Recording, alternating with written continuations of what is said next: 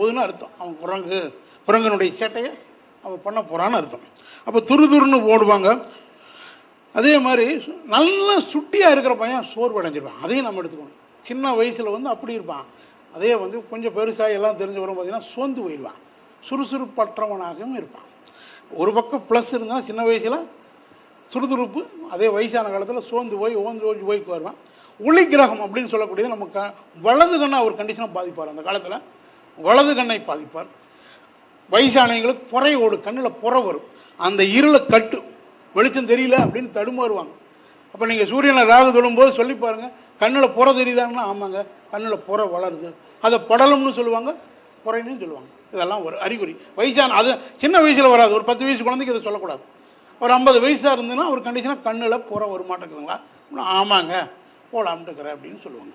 இதெல்லாம் நமக்கு சூட்சுமங்கள். அவருடைய பிடியில் போயிட்டாராங்கிறதுக்கு அதனுடைய சூட்சுமங்கள். புறை தெரியும். அப்புறம் இந்த ராகு தொடும்போது அவரை விட நாம தான் அழுகுவோம். அதை ஞாபகம் வச்சுக்கணும். தொடக்கூடிய காரகத்தை விட அந்த ஜாதகர் தான் ரொம்ப அழுகுவார். இப்போ என் மகனை போய் தொந்தரவு வச்சுன்னா அவனை கம்மியாக அழுவேன், நான் தான் அதிகமாக அழுவேன். அந்த மாதிரி யாரை அதிகமாக அழுக வைக்கணுமோ அவங்கள தான் பிடிப்பார் ராகு. அது நல்லா வச்சுக்கோங்க. நீங்கள் யாரு 3 பையன் இருந்துன்னு வச்சுங்களேன், உங்கள் சொன்னபடி கேட்காத பையனை ஒன்றுமே பண்ண மாட்டான் ராகு. எவன் சொன்னபடி கேட்டு ஒழுக்கமாக இருக்கிறான் அவனை தான் கட்டிங் பிள்ளையர் போட்டு நசுக்குவேன். அப்போ தான் நாம் அழுகுவோம். நம்மளுக்கு எது ரொம்ப பிடிக்குமோ அந்த குழந்தையை தான் பாதிக்கும். அதையும் ஞாபகம். 3 குழந்தை இருக்கா, 3 குழந்தைக்குமே அப்படி தொந்தரவு வருமானு கிடையாது. நீங்கள் அந்த ஒரு வார்த்தையை கேட்கணும். என்ன வார்த்தை அப்படின்னா, ரொம்ப எந்த குழந்தையை நீங்கள் நேசிக்கிறீங்கன்னு கேட்கணும். அந்த குழந்தையை தான் அது கழிச்சு வைப்பேன் அந்த ராகு. மற்ற குழந்தைய பாதிக்காது. அப்போ சூரியன்னா வருவாயின்னு பேர். சூரியன்னா வருவாய். இந்த காலத்தில் நம்முடைய வருவாயெல்லாம் பாதிக்கும். நம்ம கூட வரக்கூடிய வருமானங்களாக தடைகள் ஏற்படும். சூரியன் மேலே போகும்போது, ராகு போகும்போது, இது இன்னும் நிறைய சொல்லிகிட்டே போயிட்டே இருக்கலாம். சுருக்கமாக சொல்ல போனால் வருவாய் பாதிப்படும், பொலிவிழந்து காணப்படுவோம், தேசஸ் இல்லாமல் நம்ம இருப்போம். அதே மாதிரி பார்த்திங்கன்னா சூரியன் அப்படின்னா நம்ம தந்தையராக இருக்கிறனால குடும்பத்தை நடத்துறதுக்கு இந்த காலத்தில் ரொம்ப ஒரு சிரமப்படுவோங்கிறதுல மாற்று கருத்து இல்லை. சரிங்களா? ஏன்னா ராகு வந்து சூரியனை முழு பகை கிரகமாக ஏற்றுக்குது. மற்றதை கூட ஓரளவுக்கு எடுத்துட்டாலும் சூரியனை தான் ரொம்ப பிடிக்காத ஒரு கிரகமாக ஏற்றுக்கிறார்.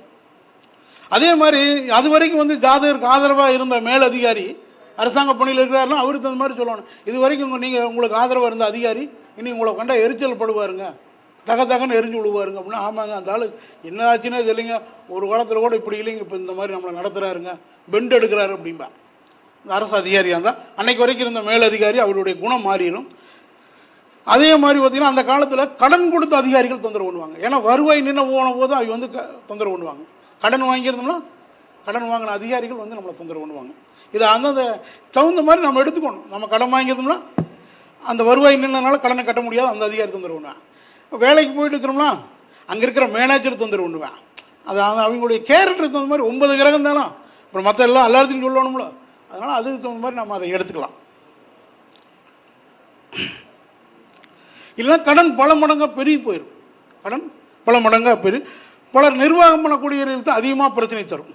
அதாவது அதிகமாக நிர்வாகம் பண்ணுறாங்க வருங்க, ஒரு நிர்வாகத்தை இயக்கிட்டு இருக்கிறாங்க வரும், மேனேஜராக இருக்கிறாங்க வருங்க, அவங்களுக்கு தான் இந்த மிகப்பெரிய தொந்தரவை கொடுக்கும்.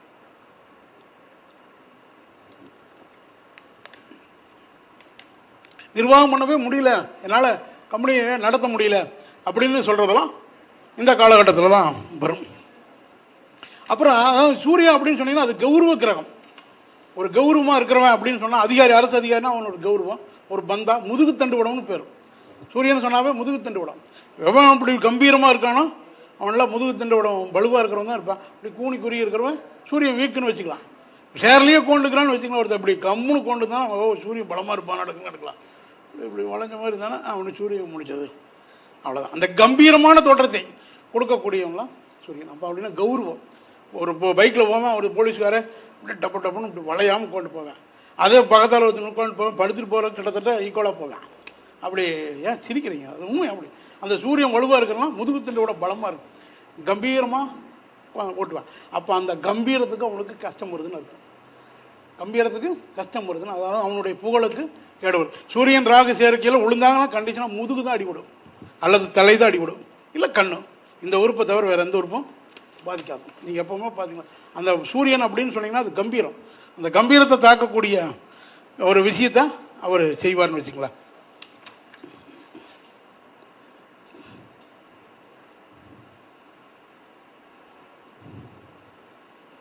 சரி, அதுக்கு அடுத்ததாக பார்த்தீங்கன்னா சந்திரனுடைய மேலே ராகு பயணம் பண்ணும் பொழுது என்ன மாதிரி நிகழ்வுகளை தருவார்? இதெல்லாம் என்னுடைய குருநாதர் எனக்கு கற்றுக் கொடுத்த விஷயம் தான். சுத்தமான பாலில் கொண்டு விஷத்தை ஊற்றுன மாதிரி, நல்ல பால், அந்த பாலில் விஷத்தை ஊற்றுனா என்ன ஆகுங்க? அது சாப்பிட முடியுமா? அந்த மாதிரி சுத்தமான பாலில் விஷத்தை கலக்கிறதுக்கு சமம்.